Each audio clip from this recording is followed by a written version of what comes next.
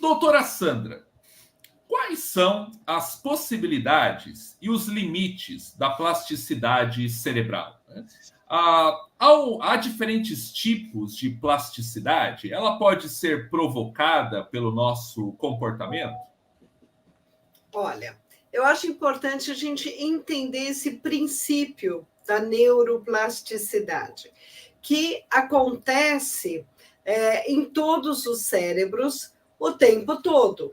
Então, diferentemente do que a gente acreditava no começo, não é? Os neurônios eles não se regeneravam. Agora a gente já sabe que isso funciona de uma forma diferente se pensarmos numa lesão neurológica, por exemplo. Então, nós sabemos que existe sim a possibilidade, caso o núcleo do neurônio não seja afetado, então o neurônio não tenha uma morte por inteiro, ele consegue regenerar as suas terminações finais. Não é? Ele consegue esticar um pouco mais o braço, ele consegue ali brotar novos dendritos, como se fosse uma raiz, para se comunicar novamente com os neurônios.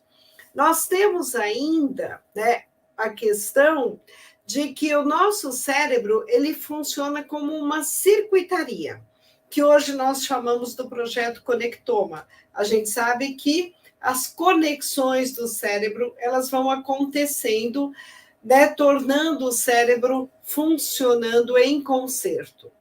Então, eu posso ter uma lesão neurológica, por exemplo, mas eu reorganizo essa circuitaria do meu cérebro de acordo com a minha estimulação, com o meu tratamento, com essas questões. Mas, Júlio, o que é muito importante a gente conversar hoje aqui, não é só no cérebro quando você tem uma lesão, uma doença ou uma demência. É a gente entender que a neuroplasticidade, ela se dá ainda intraútero, né, no bebê, começa esse desenvolvimento, e nós temos essa capacidade mágica do cérebro ao longo de toda a nossa vida. Aí você me pergunta, o que pode melhorar e o que pode piorar a neuroplasticidade? Então, o que nós sabemos? Quanto mais nós temos uma estimulação positiva, com bons vínculos afetivos, com uma boa saúde emocional, com estudo, com educação. Por isso que eu falo que educação e saúde estão de mãos dadas, são inseparáveis. Né? Então, quanto mais riquezas de boas experiências nós temos, mais neuroplasticidade nós construímos aí no nosso cérebro. Então, vamos pensar no nosso cérebro como uma teia de pescador. Quanto mais bons estímulos, menor a trama dessa teia. Então, nós temos muito mais riquezas de conexões.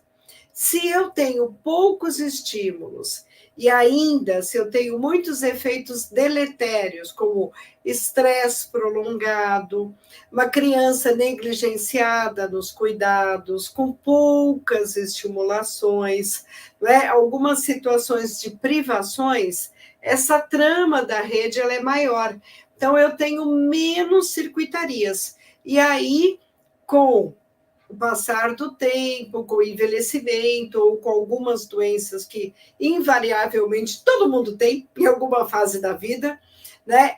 Essa pessoa pode ter mais perdas cognitivas e de comportamentos adaptados do que aquela pessoa que teve uma riqueza maior dessas suas conexões.